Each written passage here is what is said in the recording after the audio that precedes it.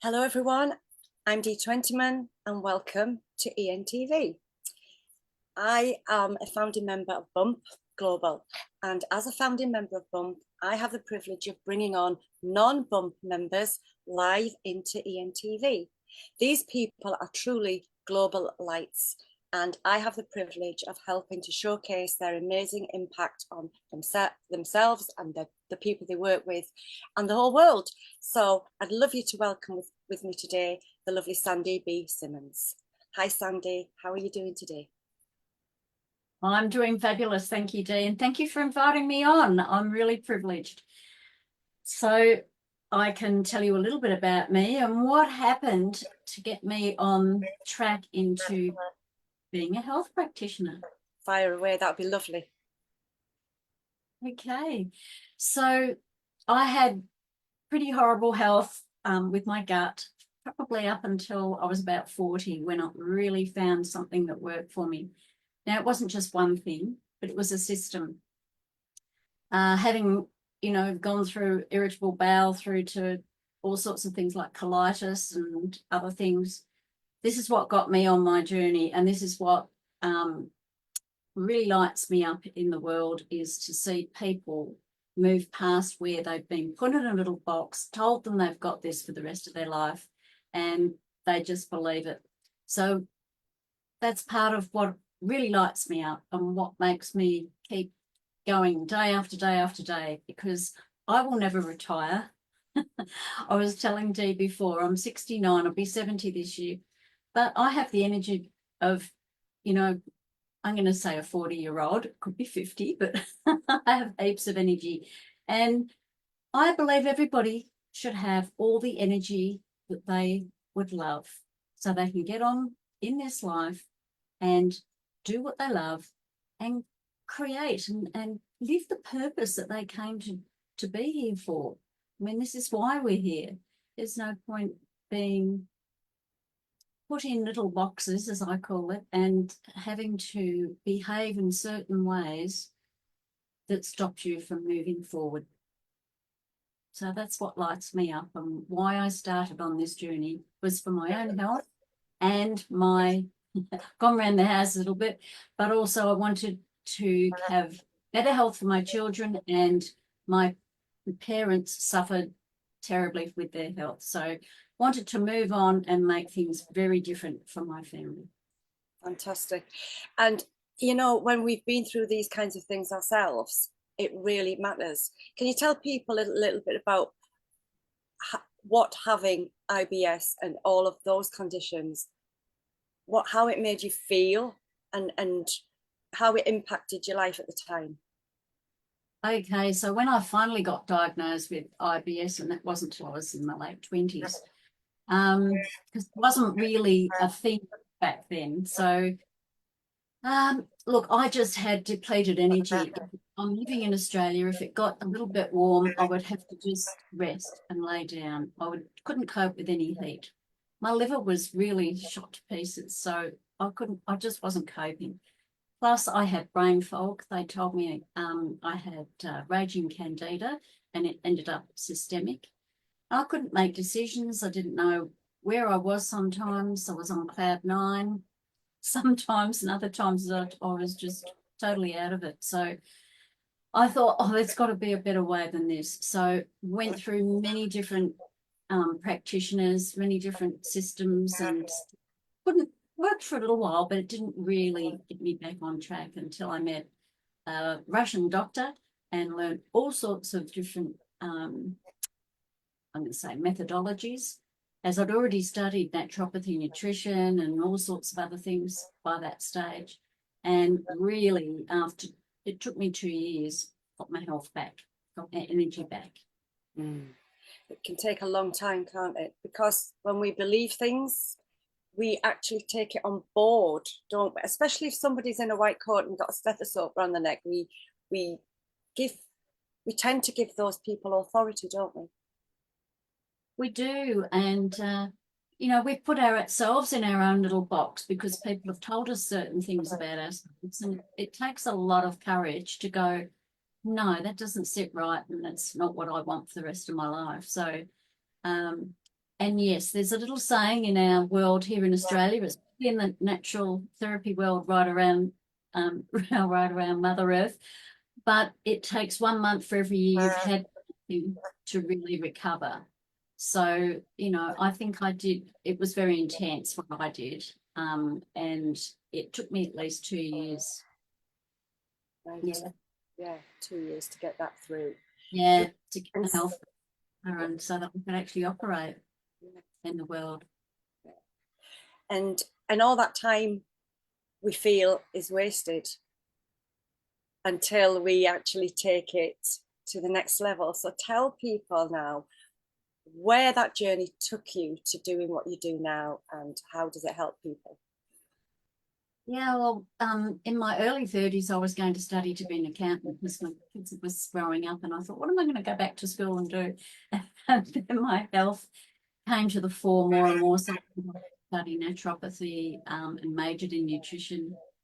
Went on to study all sorts of things later, but that was the basics of everything. But what really moved me was the fact that I had a near-death experience, and that was because I was getting to the stage said I just don't want to be here anymore. I can't operate in this world, and I really don't want to be here.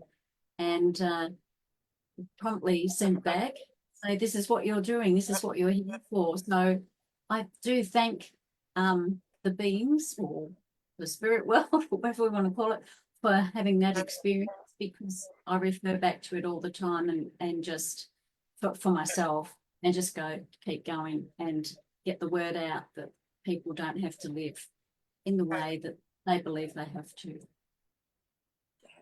So having a near-death experience is something that's always fascinated me when people have talked about it. What level of insight did you actually get from that? That continued your path to doing what you do now? Yeah. Well, look, after I had the near-death experience, I was very ill. I didn't go to hospital. I didn't want to go to hospital. So my friend, my Russian friend, who is a doctor from Russia and a naturopath and all sorts of things, he nurtured me where I was staying. I went off to stay with a friend, so I was near where he was. But I didn't really get my strength back till about 6 weeks later. It was a really not a good space to be in. But I knew I was going to be fine. I just needed to go through. I needed to go through this. And I think that's a lot of the key to things these days, is that we stop a lot of processes from happening, natural processes that our body says, hey, stop. You've got to look at what's going on so that you can actually get over this and go, oh, that was an experience, and move on. So, you know, that was what I got out of it, really, was about not stopping processes. Unless, of course, it's, you know, death is hanging for you, hanging in the balance of time. But at the same time, you know, our bodies are very intuitive. We know exactly what we need to go through to get to the other side. Yes, I think that what you've said is so true, because we have this intuition, don't we? And we quite often ignore it based on our social, you know, what we think is socially acceptable, or socially, you know, how we're going to fit in with our tribe and the people around us. And it can sometimes feel as if we're wearing a mask or something like that, that we're not actually our true self. The true self's underneath, and the social self's like above that, isn't it? And we tend to not listen to that God-given, you know, entity that we are, whatever we deem God to be, you know. So when you actually are confronted with that experience of having a near-death experience and actually coming back from it, I would imagine that would really connect you to that. Is that right? Yes, it's connected me very well to, I guess, the spirit world, if you want to say that, and a lot of other avenues, we'll say, opened up after that. As soon as, you know, when I recovered, I was just connecting into a lot more, and was able to do more of the work that I'm going to say dreamt about, but I was thinking how on earth to do that, everything started to come to me. And yeah, I work on many different levels depending on where someone's at. But all I can say is that the foundation is I had ended up with colitis. I was, really unwell. I could only eat potato and white rice. That's all I could hold in. Obviously lost a lot of weight, and I just was at that stage and thinking, there wasn't anywhere else to go. So obviously at 13, I shouldn't say this, at 13 I had a vision, but in my 40s I would be working with herb and natural remedies. I didn't understand it at the time, but it came true. So we need to listen to ourselves. Sometimes things don't happen straight away, and we do know actually where we're going, and sometimes we just need someone to guide us. I think we're guided most of our lives without realizing that we're being guided. And there's that wonderful saying that life doesn't happen to us, it's happening for us. So and that's what you've just said, has just brought that phrase back into my head of that's exactly what happens to us. And we get to a certain point where it kind of starts to manifest then, and we don't really know where or how we've got there. But we get there, don't we?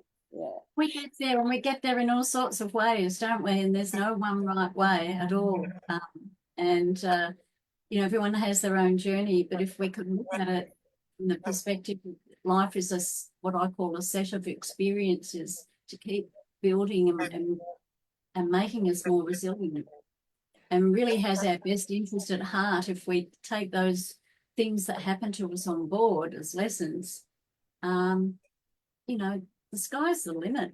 We can do whatever we love in this world. When we're only a spirit, I'm going to say this, when we're only a spirit, we're just a little ball of light. We don't have a body. We can't move around. We're not in this form.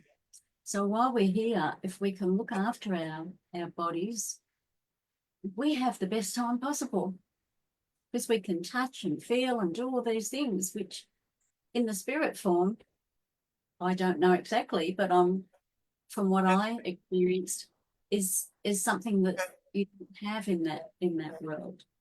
And it's not to say it's not complete, it's just different. So why not enjoy, what we can and have the best health that we can while we're here? Definitely. So if I was coming to see you, Sandy, and I had some IBS problems, colitis, any other gut issue like that, what would, just not going into too much detail, but what would it look like as a structure? Well, it is different for everyone, as you know. It depends how somebody got to where they're at and where they're at, what stage. But obviously nutrition comes into it. There would be herbs, homeopathy, vibrational medicines. I work with sound, I work with colour, I work with sidereal astrology, which is a little bit different from our Western astrology. I work with numerology. I have a whole plethora of things that I bring together so that it really helps me to understand you more, and for you to understand yourself more, because it's all about that. Then if you've got the willingness of someone to move, there's an awful lot we can do. I might use water therapies, bowing therapies. There's a plethora of different things that we can do. Yeah. Fabulous. So no matter what somebody is suffering with around their gut issues and all of those kinds of things, there is a modality that you can pull out and help that person with. Yeah, there's always something, and I have colleagues and professors and that I can also run really difficult cases past, which is, as I'm getting older, I seem to get. If and sometimes 2 or 3 heads are better than one, and the solutions that we can come up with are awesome, and people get it. And that's what we're all about. We want people to have the best energy, the best health that they can when they're here on Mother Earth. It's fascinating. I'd love to speak to you so much more, Sandy. It's been a while since we spoke and, you know, did something like this together. So I'd love to have you back on at some point um, in in in other ways. So if you're open to that, I think that would be wonderful. And I just want to address the audience. If there's anything that Sandy has said today that has resonated with you, that you want to ask questions about or make comment on, please put them below. Sandy is part of ENTV and she will be able to come in and answer any questions, connect with you more.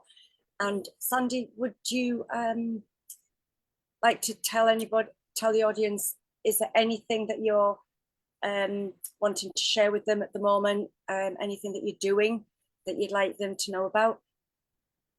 Yeah, okay. So about 3 or 4 years ago, I started to do some online programs and they've evolved.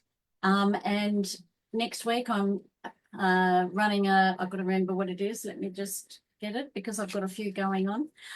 The gut-brain connection masterclass is happening next week and it's followed by a 3-week program. And then I'm following that on with a Foundations of Natural Health masterclass and a 3-week program. And then it's moving on to something else that I have worked extensively with and learned from people in Europe at sanitariums is the science of therapeutic fasting. So there's a course following on from there. So I've got other small short courses, you know, half-day courses and things like that coming on board as well now. So, you know, if you go to the website, you can see what's coming up. It's new, so it's still in progress. So, you know, whatever you see today might be different in another week or two. But there's those things. Plus, I've got clinic and I've still got one-to-one patients, but I do have them from different places around the world. So wherever you are in the world, it doesn't matter. I've worked with people from Scandinavia. I'm in Melbourne, Australia, to people in India and Asia, and obviously the US, UK, wherever, Spain. People seem, if they resonate with what you're talking about, people will connect in. And I'm just here to be of service. So that's me. Thank you so much, Sandy. I've really enjoyed our chat today and I will, you know, stay in touch with you and we will connect a little bit more. So thank you everyone for watching. Please comment below if you want to get in touch with Sandy. She's going to put her links in below this video once we've gone live. And we'll speak again, Sandy, okay? I'll just finish the recording now.